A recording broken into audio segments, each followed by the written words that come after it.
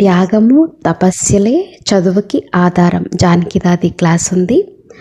మన ఈ ఆధ్యాత్మిక చదువే త్యాగము తపస్సు. ఎందుకంటే యోగి తపస్విలైన మన మధ్యలో అంశ మాత్రం కూడా మాయ ఉండకూడదు. తపస్సు చేస్తున్నప్పుడు రాక్షసులు విఘ్నాలు వేస్తారని చెప్తారు. కానీ ఇక్కడ వ్యర్థ సంకల్పాలు వికల్పాలు తపస్సులో విఘ్నాలు వస్తాయి. మనం ఒక్క బాబా స్మృతిలోనే లవలీనమై ఉంటే వ్యర్థ సంకల్పాలు అనేవి సమాప్తమవుతాయి. వ్యర్థ సంకల్పాలని జయించటమే తపస్సు. దీనితోనే మన సంకల్ప శక్తి చాలా శక్తివంతమవుతుంది. అప్పుడు అశరీరిగా అవ్వడం సహజమవుతుంది. ముందుగా త్యాగం, తర్వాతనే తపస్సు, మరలా సేవ.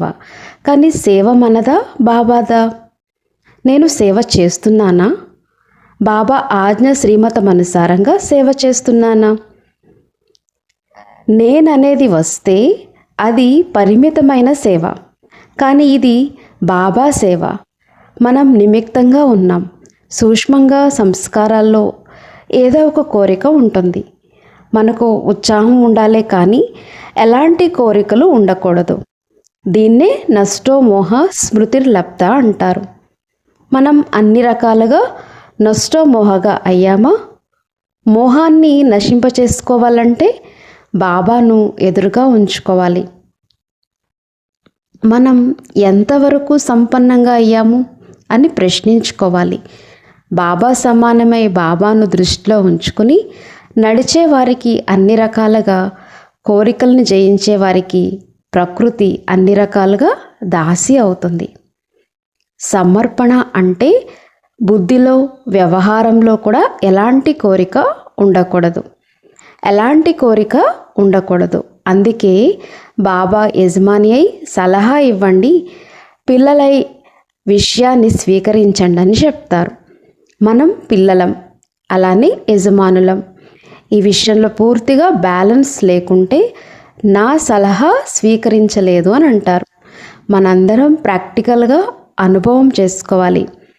ఏ దేశం వారిమైనా ఏ భాష వారైనా మనం ఈ జ్ఞానంలో రాలేదు.